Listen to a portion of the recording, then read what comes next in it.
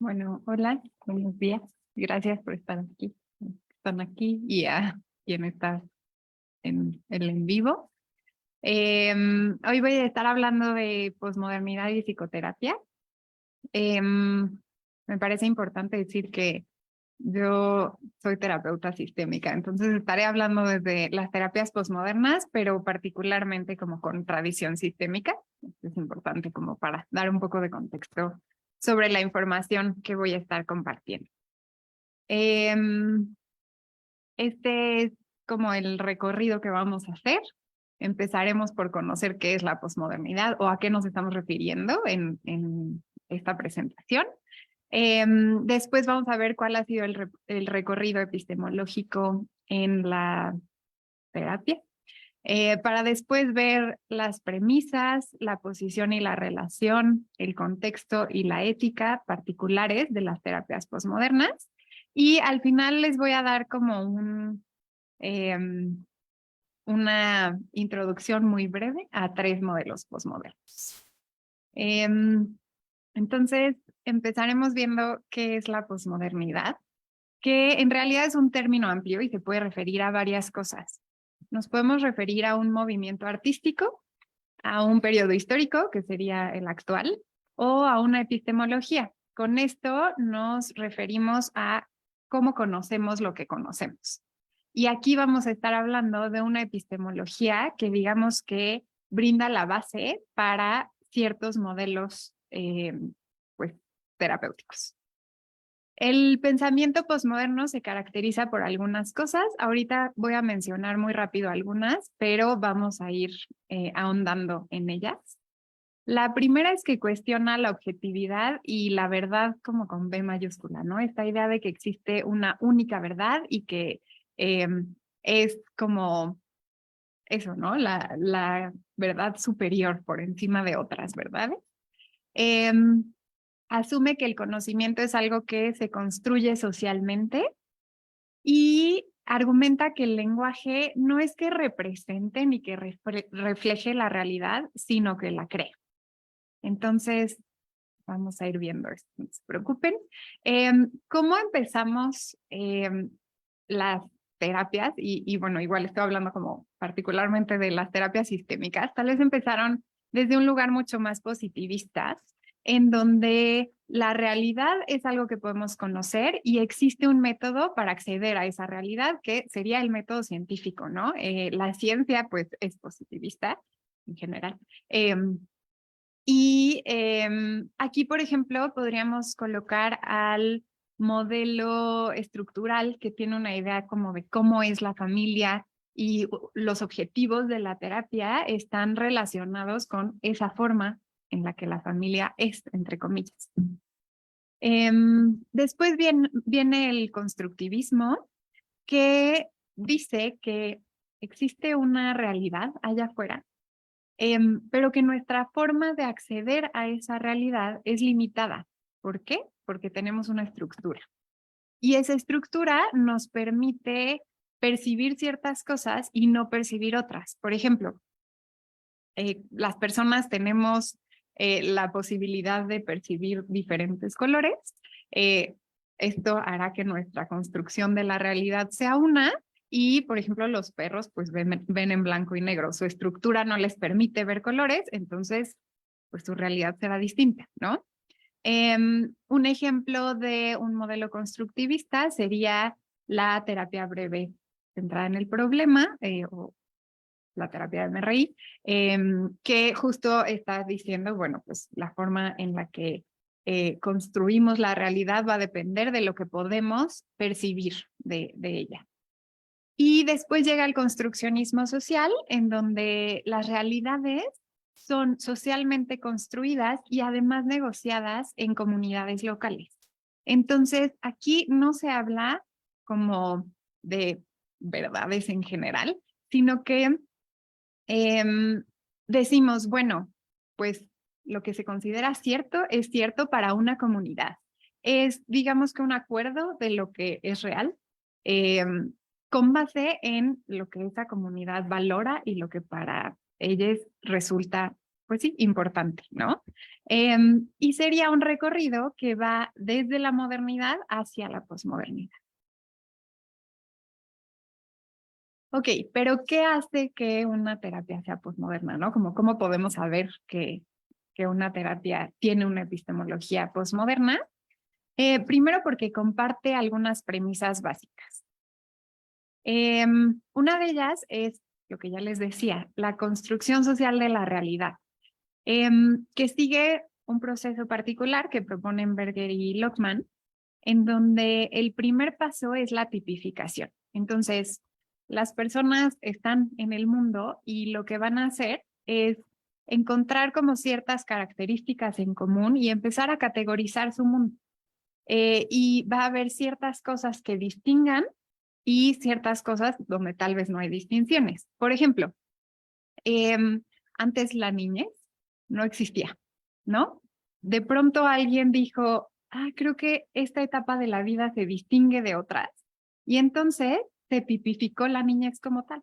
Pero antes se asumía que un niño era un adulto chiquito, ¿sí? No existía como esta diferencia. Entonces, de acuerdo con las diferentes distinciones que hagamos, va a haber pues tipos distintos, ¿no? Después viene la institucionalización, en donde se crean, pues tal cual, instituciones. Podemos hablar, por ejemplo, de la institución de la ley o la institución de la maternidad. Y bueno, pues son estos tipos que se crearon inicialmente, pero que ya tienen un peso mucho más fuerte, ¿no? En la comunidad. Y después viene un proceso de legitimación. Entonces, ¿cómo se legitima esas instituciones? Depende mucho de la comunidad, pero por ejemplo, en la comunidad científica, parte de la legitimación implica pues publicar en revistas científicas que tienen ciertos criterios, ¿no? Que admiten algunos artículos y otros no. Y a lo mejor en otras comunidades, por ejemplo, en una comunidad religiosa, sería que la persona líder de esa religión asuma que tal cosa es cierta. Entonces, la legitimación va a depender de los valores de cada comunidad, pero ya se empieza a asumir que, pues, eso es cierto y que se tiene que tomar como tal. Y eso nos lleva a una reificación, que sería como un sinónimo de cosificación, en donde ya se asume que la maternidad es una cosa, que es igual de cosa que, no sé, que este celular, ¿no? O sea, cualquier, como se asume la misma como realidad y se nos olvida que todo empezó cuando las personas hicimos ciertas distinciones y que de haber hecho otras, pues tal vez la realidad sería distinta. En este punto ya no cuestionamos si eso existe o no, o si puede entenderse de diferentes formas, sino que simplemente asumimos que es un elemento más de la realidad. Otra premisa es que la realidad se construye mediante el lenguaje. Entonces, en la modernidad, si yo digo perro, me estoy refiriendo a un perro, ¿no? O sea, como la palabra perro es un reflejo de el animal como ser. Por lo tanto, mi realidad interna va a ser equivalente a la realidad externa. Pero ¿qué es lo que pasa en la posmodernidad? Entendemos que la realidad está constituida por el lenguaje y que cuando hay un lenguaje de por medio, y no necesariamente es un lenguaje de palabras, ¿no? Aunque pues sí es el más común. Pero cuando hay un lenguaje de por medio, esto implica que estamos activamente construyendo la realidad. Es decir, no es que mis ojos sean un espejo y luego mi mente se le ocurre una palabra y ya dice perro, sino que al decir perro estoy de entrada distinguiendo a un animal sobre otros. Por ejemplo, si yo digo mascotas, pues la distinción es distinta, ¿no? Va a incluir perros, gatos y otros animales. Entonces, el lenguaje va a importar en cómo construimos y constituimos nuestra realidad. En este sentido, el lenguaje no es neutral ni pasivo. Cada vez que hablamos, traemos al frente una realidad y legitimamos ciertas distinciones. Esto porque es importante, porque al legitimar algunas distinciones, dejamos de legitimar otras. Si yo hablo, por ejemplo, del género como algo binario, estoy dejando fuera del lenguaje, pues, realidades de personas que se viven desde lo no binario. Y entonces eso implica tomar una postura en el mundo. Cada vez que hablamos nos estamos posicionando. Y eso, desde luego, que va de la mano con mucha responsabilidad sobre qué lenguaje estamos usando, qué estamos distinguiendo y qué no. Y tener conciencia de eso, pues resulta muy importante en la posmodernidad. Em, la siguiente premisa que comparte las terapias posmodernas es que no existen verdades absolutas o esenciales. Primero, porque no existe ningún enunciado de verdad que se vaya a escapar del lenguaje. No quiero decir que toda la experiencia humana se reduzca a cosas que están en el lenguaje, ¿no? Porque eso dejaría fuera muchas experiencias, pero en el momento en el que yo intento pasarla a una forma de comunicación, ahí sí media el lenguaje. Entonces puede ser que yo haya tenido una experiencia, por ejemplo, sensorial, ¿no? Como más como en el cuerpo que en lo cognitivo, pero al momento de querérselo contar a alguien más, voy a usar el lenguaje. Y entonces, como vimos, el lenguaje no es neutral, sino que ocupa una posición y por lo tanto no puede ser absoluto. Desde aquí veíamos las verdades en realidad son discursos que están validados en una comunidad local. Lo que puede ser cierto para la comunidad, por ejemplo, de psicólogos, puede no ser cierto para una comunidad de chamanes. Cada quien va a asumir que lo que piensa es verdad, pero por lo mismo, solo estamos hablando de estos acuerdos en comunidades locales o pequeñas, ¿no? Bueno, no necesariamente pequeñas, pero sí locales. Y finalmente no existe un conocimiento objetivo de la realidad, simplemente interpretaciones. Cada vez que yo, como voy a poner entre comillas, accedo a la realidad, voy a mediar con interpretaciones. De hecho, la percepción, pues es una interpretación, porque mi mismo cuerpo está pues tomando ciertos elementos de la realidad que puede percibir y no otros. Entonces, eh, siempre estamos interpretando. Eh, y bueno, eso, ¿no? O sea, desde la posmodernidad no es tanto como, o sea, no nos vamos a frenar en si la realidad que está allá afuera existe o no existe. Bueno, pues lo que existe, existe, pero todo lo que podemos conocer va a estar mediado por el lenguaje, una posición en el mundo y no otras, ¿no? Y entonces, pues no vamos a hablar de verdades absolutas o esenciales. Otra cosa que caracteriza a las terapias posmodernas es que cuando pasamos de la modernidad hacia la posmodernidad, la posición terapéutica va a cambiar. Y esto va a hacer que la relación entre terapeuta y consultante también sea distinta. Desde aquí, la persona terapeuta va a vivir en la incertidumbre. Eso es algo que tenemos que abrazar al momento de ser terapeutas posmodernos, porque si no existen verdades absolutas, entonces yo no sé con qué me voy a encontrar en cada sesión o en cada conversación que tenga con alguien más. Y además no voy a asumir que lo que yo sé me va a hablar de la otra persona. Lo que yo sé me habla pues, de lo que conozco yo. Pero es entrar con muchas preguntas a una sesión terapéutica. Y esto independientemente de que sea la primera sesión o estemos muy adelante en el proceso.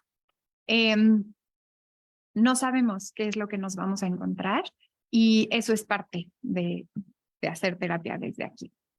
También vamos a valorar el conocimiento local por encima de las verdades universales.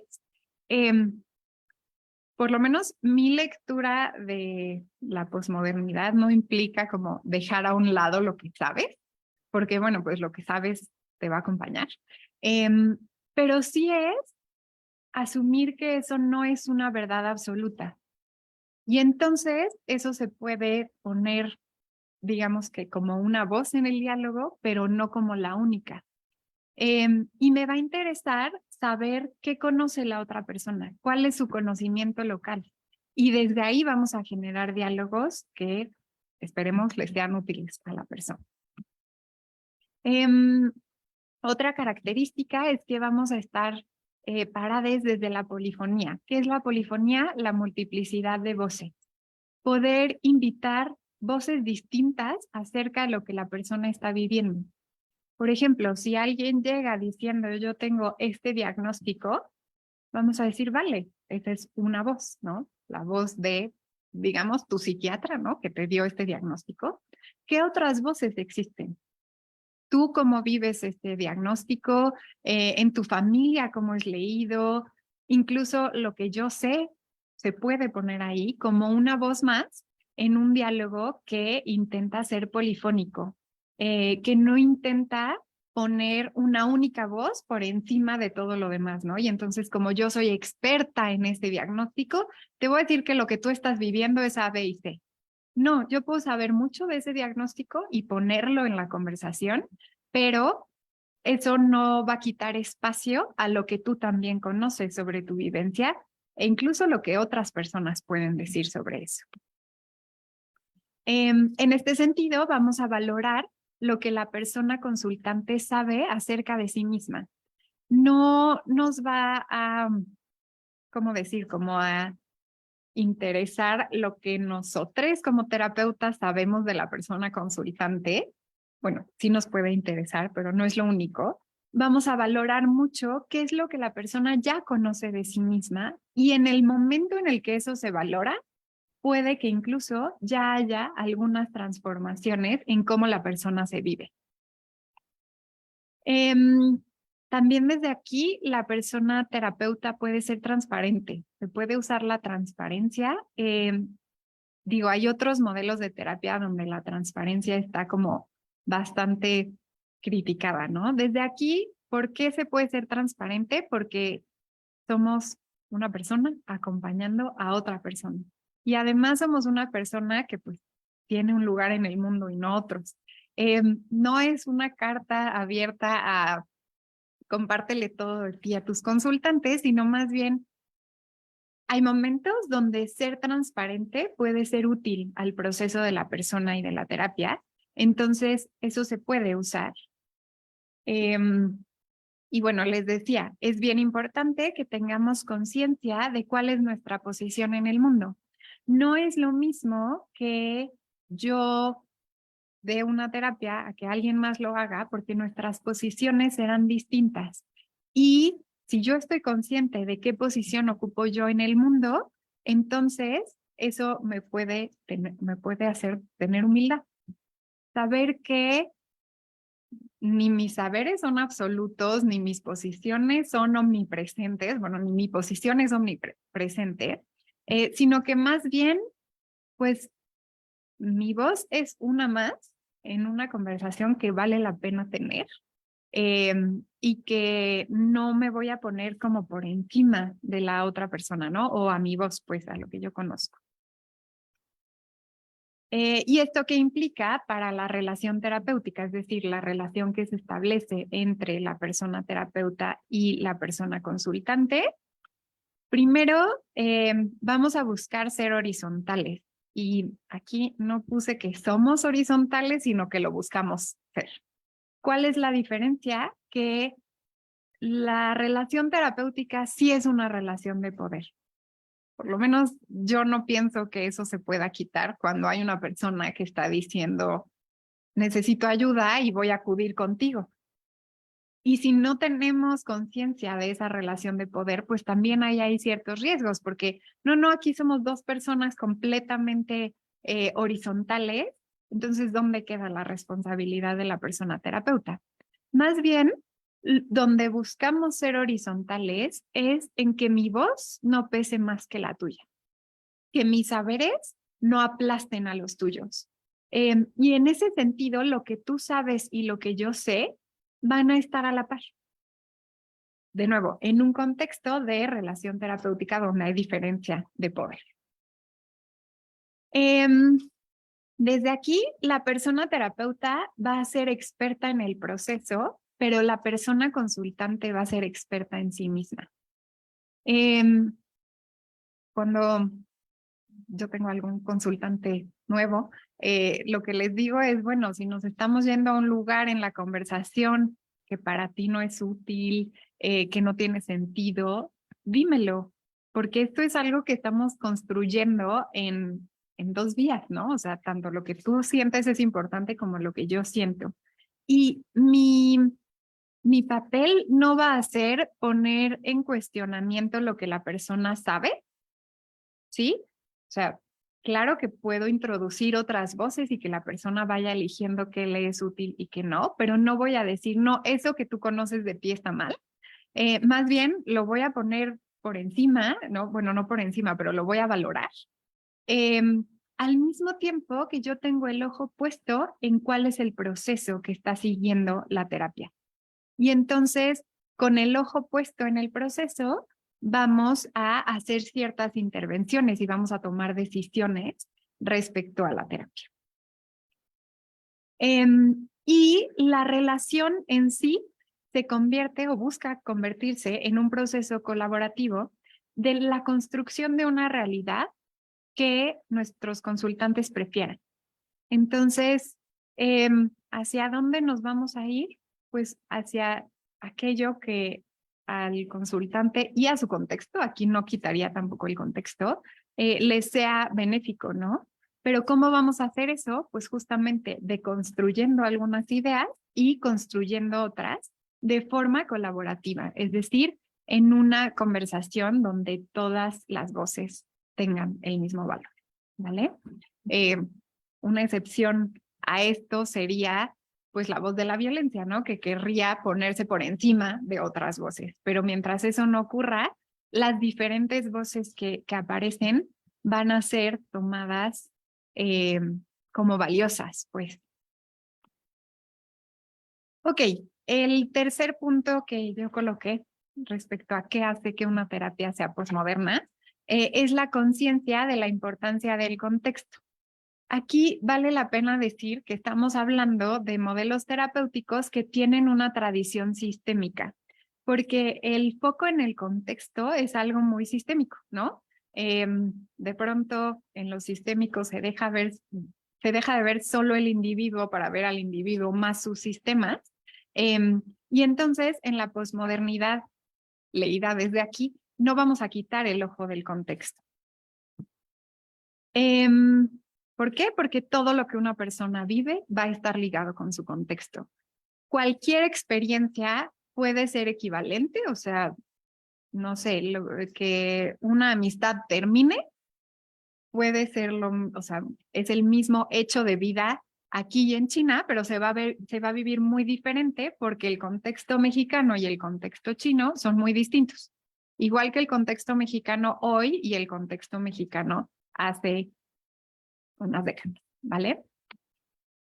Y desde aquí tenemos en cuenta esta noción de Bateson de que el contexto es la matriz de significados. Entonces, no vamos a poder significar nada en el vacío. Todos los significados que encontremos en un proceso van a nacer del contexto. Y pues eso, ¿no? Se va a significar distinto según el contexto en el que estemos. Ahora, aquí viene algo también importante. Las realidades sociales pueden no ser verdades esenciales, pero eso no implica que no tengan efectos reales. El cómo construimos la noción de familia, por ejemplo, bueno, pues sí, la familia no es algo que equivalga a una realidad absoluta, pero va a tener efectos reales. En la mañana estábamos justo viendo eso, ¿no? Entonces, pasemos a cómo el poder es algo bien importante a tener en cuenta cuando estamos hablando de contexto en las terapias. En cada contexto va a haber algunas narrativas dominantes que se van a valorar por encima de otras. ¿Qué es lo que hace que una narrativa sea dominante? El poder. Si nosotros decimos que hablamos, por ejemplo, del descubrimiento de América, es porque los españoles, con su poder, nos contaron esa historia. Si hubiéramos escuchado otras voces, tal vez estaríamos hablando de la invasión española. Y así otras realidades, ¿no? Siempre existe más de una narrativa para hablar de la realidad, pero hay algunas que se van a valorar por encima y que va a tener que ver con quién la está contando y cuál es su posición de poder en este contexto particular. Esto va a tener efectos reales de discriminación, marginalización y violencia sobre quienes no ocupan esa posición de poder. Entonces, digo, no es que hoy haya gente que haya vivido, ¿no? Eh, el hecho que los españoles hayan venido a América, pero sí existe hoy efectos reales en cómo se construyó la realidad en ese momento. Y entonces hoy el racismo y el clasismo tienen que ver con lo que pasó en ese momento.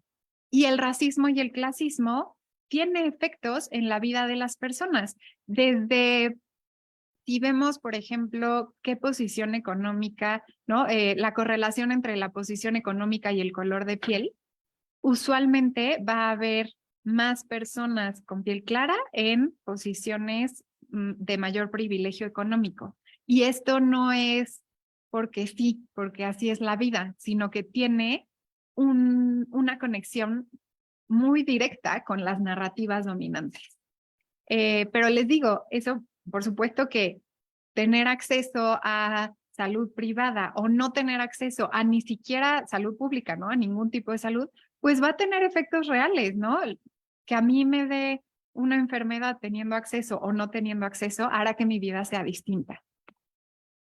Y usualmente los problemas de las personas van a estar conectados con las narrativas dominantes y las narrativas alternativas o marginalizadas, porque pues esto es parte de nuestro contexto y siempre estamos en contexto. De nuevo. Otro punto que les quería platicar acerca de las terapias posmodernas es qué es una ética posmoderna, ¿no? ¿Cómo actuamos éticamente desde las terapias posmodernas? Y bueno, existe este argumento que es como un poco una crítica a la posmodernidad, en donde dicen, bueno, es que si nada es cierto, si no existen las verdades absolutas, pues nada importa y entonces todo se vale, ¿no? Es como carta abierta para hacer lo que tú quieras. La respuesta es justo, va de la mano con lo que les acabo de decir. Si hacemos una construcción social, ¿no? Si sucede este proceso de construcción social de la realidad, eso va a tener consecuencias particulares. Y entonces nos toca hacernos responsables de ellas.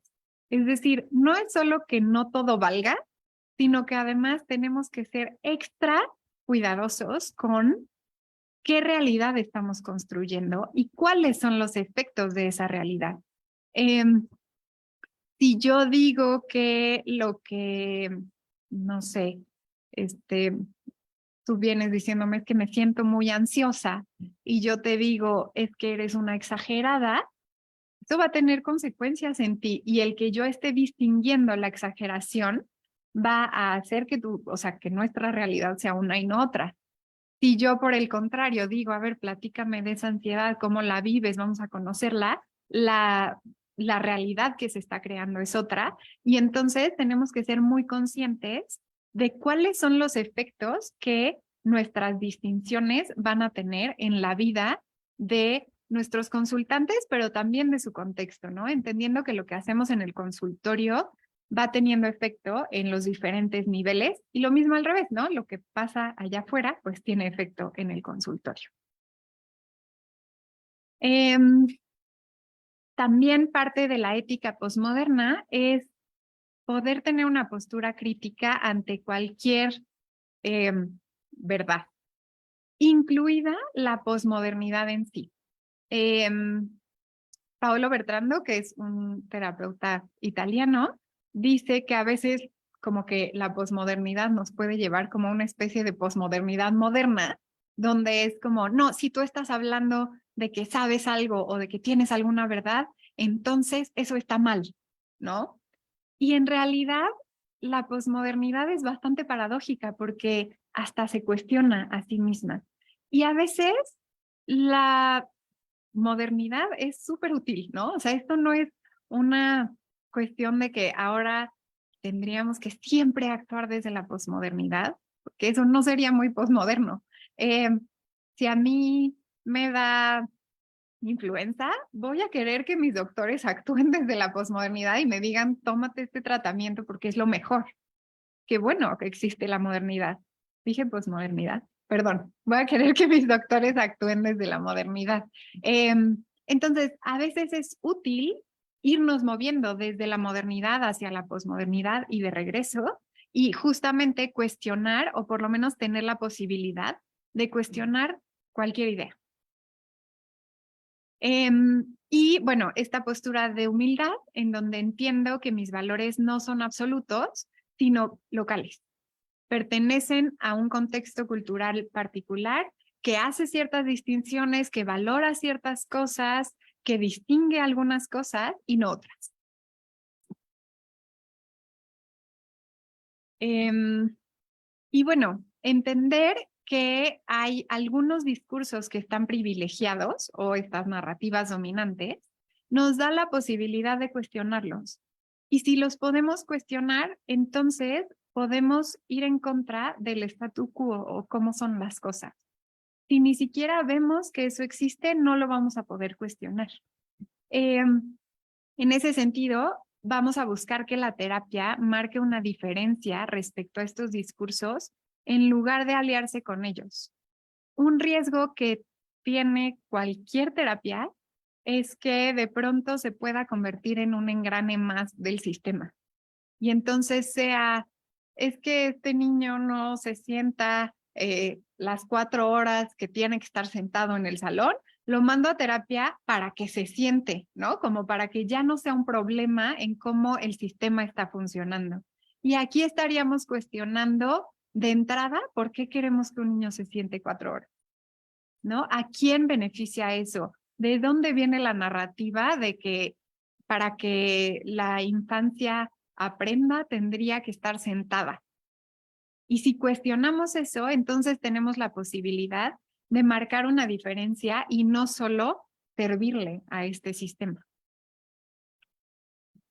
Ok, y bueno, para terminar, les voy a dar algunos ejemplos de modelos posmodernos. Vienen de la tradición sistémica, de nuevo, y no es como que vamos a ahondar muchísimo en ellos, pero pues a lo mejor, si a alguno les interesa, ustedes pueden buscar eh, lecturas sobre esto. Entonces, el primero es el modelo dialógico, en donde sí hay, o sea, la epistemología es posmoderna, pero también está el dialogismo como epistemología. Esto es importante. Las terapias posmodernas pueden no solo ser posmodernas, sino estar eh, en, en diálogo con otras epistemologías, ¿no? Y algunas epistemologías pues se complementan bastante bien. Desde aquí justo surge la noción de polifonía, de poder invitar a diferentes voces al diálogo sobre algún problema o situación. La pluridiscursividad, entender que cuando hay un discurso dominante, este no es el único. Y entonces buscar, claro, vamos a incorporar el discurso dominante, pero también vamos a incorporar otros para que pues el diálogo sea rico y no se convierta en un monólogo. Y la incertidumbre en el sentido, pues como ya les decía, de el diálogo solo se puede tener en el presente. Yo no puedo planear un diálogo. Si mi voz y la otra voz valen lo mismo, entonces tengo que esperar a estar con esa voz y ver qué va surgiendo y emergiendo de ese diálogo. Y finalmente va a tener como un énfasis o un enfoque en el diálogo interno del terapeuta, entendido no solo como lo que la persona terapeuta está pensando con palabras, sino también las sensaciones, las emociones, y pues parte de estar en una terapia dialógica implica, como terapeuta, saber qué de ese diálogo se pone en palabras, qué no, cuándo, etcétera.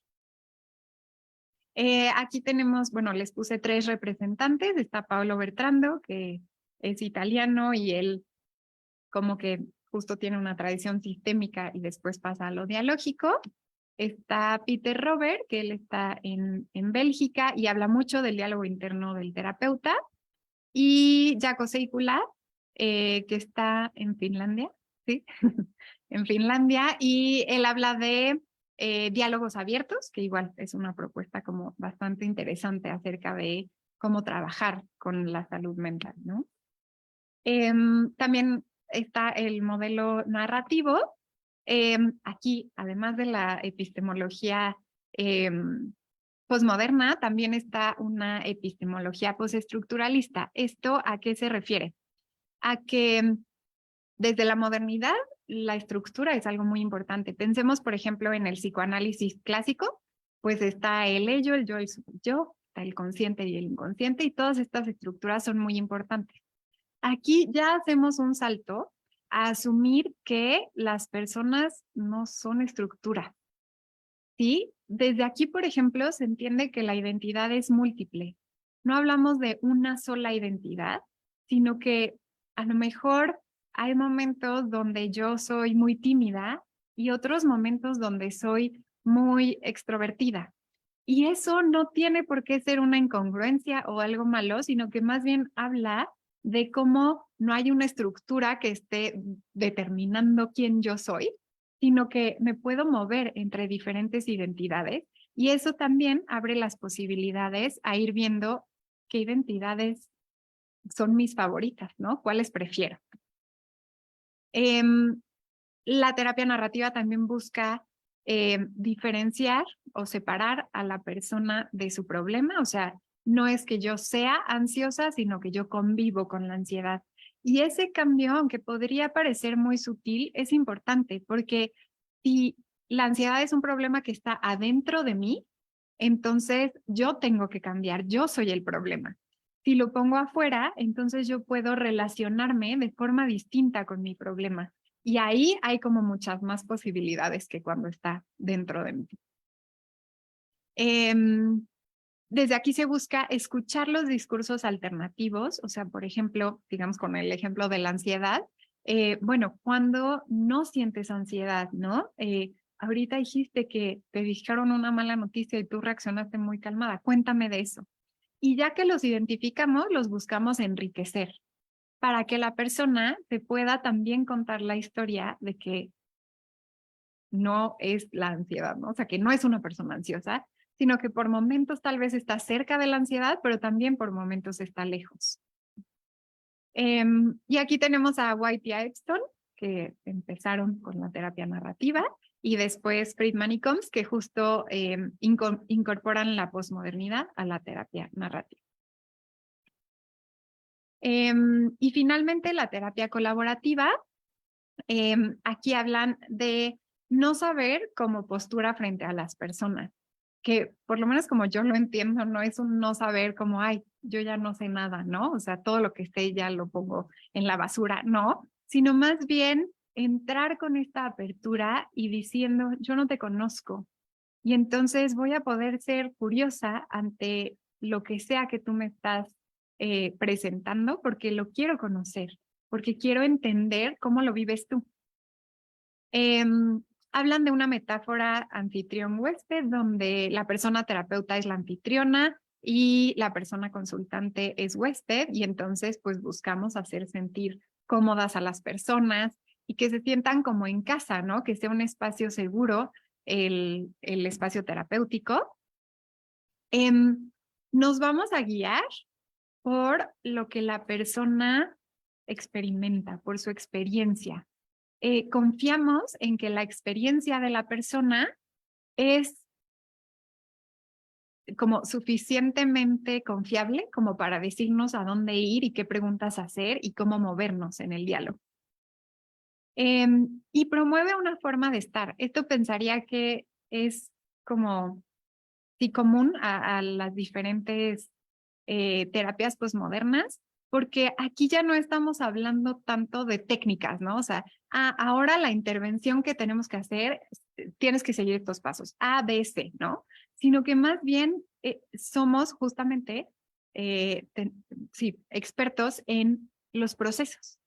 Y entonces los procesos nos hablan de una forma de estar, no necesariamente una forma de actuar. La forma de actuar irá surgiendo en el proceso, pero la forma de estar es lo que yo tengo que estar muy consciente. Y, por ejemplo, terapeutas posmodernos no necesariamente se especializan en ciertas temáticas o problemáticas, sino que más bien se especializan en cómo acompañar los procesos. Por supuesto que pues hay que ser muy éticos y decir, pues tal vez yo no conozco mucho de esta problemática, mejor te refiero con alguien que sí sepa, por supuesto que eso pasa, pues, pero digamos que nuestro principal interés es una forma de estar y de acompañar a las personas. Y aquí tenemos a Harleen Anderson y Harry Gulishan como representantes.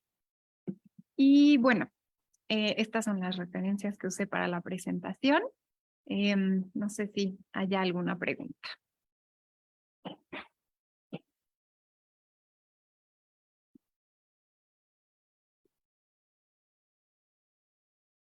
Ok. ¿Cuáles son los retos de tener una postura horizontal en la terapia? Pensaría que muchos. O sea, de pronto poder cuestionar lo que tú sabes resulta retador.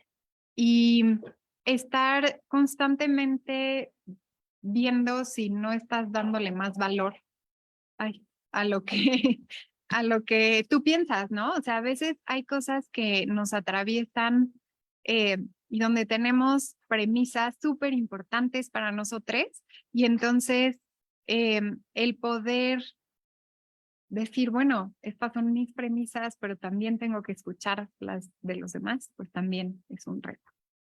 No sé, ¿ustedes tienen alguna pregunta? Sigo con... sí.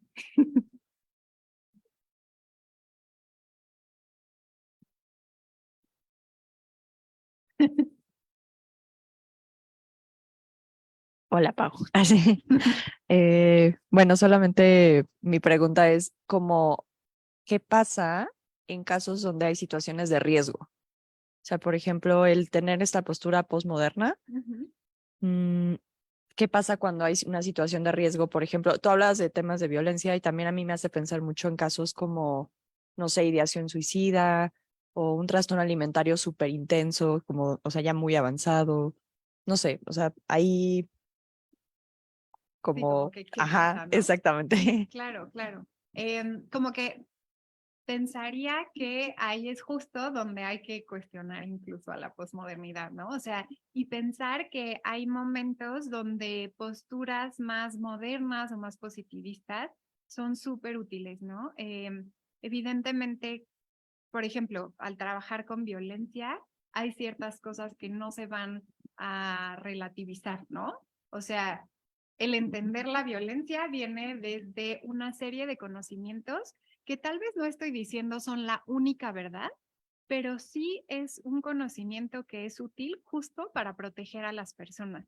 Entonces, no voy a decir, ay, bueno, tal vez puedo entender y no que alguien violente a otra persona, no, o sea, eso iría en contra de justamente ciertos, eh, pues sí, ¿no? Como de la integridad de las personas.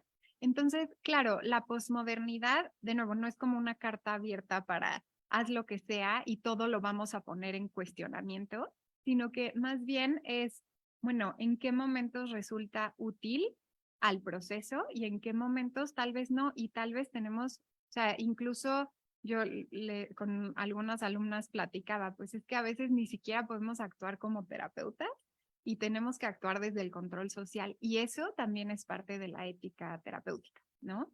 Entonces sí, o sea, el poder moverte y conocer también lo que, digamos, conocimientos sobre violencia, riesgo suicida, trastornos de la conducta alimentaria, o sea, como las diferentes problemáticas, es bien importante porque a veces nos tenemos que colocar desde ahí antes que poder pasar a lo posmoderno y a esta forma de acompañamiento. Sí. Ser transparente no va en contra de lo que normalmente hace un terapeuta, pues según el modelo, ¿no? A veces sí, un terapeuta va a evitar que sus consultantes conozcan nada de esa persona y bueno, tiene que ver con la epistemología de esas terapias, pero desde aquí, pues un terapeuta no deja de ser una persona y por lo tanto se vale decir, pues yo como persona tengo estos valores y te lo voy a compartir porque tal vez es importante para nuestro proceso.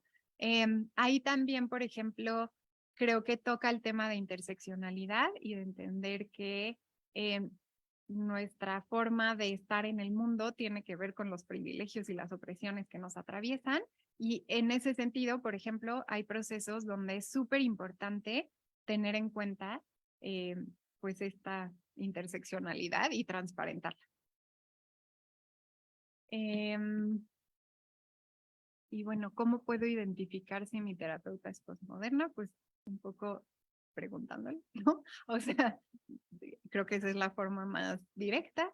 Y que te platique y bueno, sea postmoderna o no, les invito que si están en terapia pregunten tú desde dónde trabajas, ¿no? ¿Cuál es tu epistemología? Cuéntame qué piensas acerca de las personas, porque bueno, pues es algo que de pronto no hacemos como consultantes, como que tal vez no hay tanta cultura de eso y resulta importante, pero bueno, pues también, además de preguntarle y que te lo digan, pues tal vez también como estar viendo cómo escucha, ¿no? Si de pronto mete información, ¿cómo la mete? ¿Como una verdad absoluta que no se puede cuestionar o como una opción que puede ser escuchada entre otras? Y pensaría que también como que la terapia posmoderna pues tiene el efecto de que sus consultantes también se vuelven un poco posmodernes, ¿no? O sea, como que también empiezan a cuestionar que haya verdades absolutas o a poder incorporar diferentes voces y diferentes discursos. Entonces, pienso que eso también podría ayudar. ¿Ya no hay más preguntas? ¿No? Ok. Entonces, pues muchas gracias.